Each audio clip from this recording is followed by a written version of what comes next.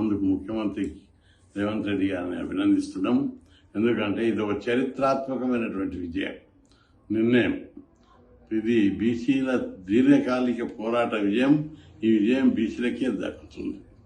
దీని ద్వారా పేద కులాలకు రాజకీయ ప్రాతినిధ్యం పెరిగి ఈ కులాలలో చాలా సామాజిక రాజకీయ న్యాయం జరుగుతుంది.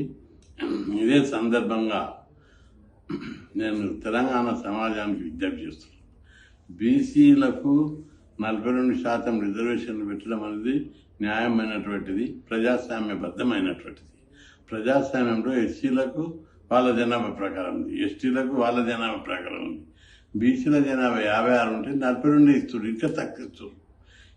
ఓసీలకు 6% ఉంటే 10% ఇస్తున్నారు అగ్రకులాలకు. కాబట్టి బీసీలకు ఇప్పటికీ ఇంకా అన్యాయం జరుగుతుంది. దీని మీద అందరూ తెలంగాణ సమాజం అంగీకరించాలి. ఎవరు కూడా పోరాటాలకు న్యాయ పోరాటాలకు దిగొద్దు. దీని మీద సమాజం లోపల చీలిపోతుంది. ఏమాత్రం గతంలో మండల్ కమిషన్ అప్పుడు రామారావు 44% పెంచినప్పుడు సమాజం 2 వర్గాలుగా చీలిపోయింది. ఊళ్ళల్లో చీలిపోయారు.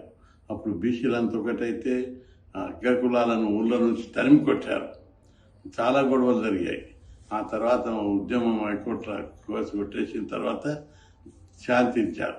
అప్పుడు మేము అనేక చర్యలు తీసుకున్నాం, కొట్లాడొద్దు, గ్రూపులు విడిపోవద్దు అని చెప్పి. ఇప్పుడు కూడా 42% వ్యతిరేకంగా ఎవరు ఎలాంటివి తీసుకోవద్దు. నిన్న మొన్న కొందరు అప్పుడే కోర్టుకు పోయారు. కోర్టులో తిట్టారు. మీకెందుకు 42% కొట్టేశారు. వాళ్ళు కోర్టుకు తిట్టుకుంటూ కొట్టేశారు. ఇప్పుడు కూడా ఎవరు కోర్టుకు పోవద్దు.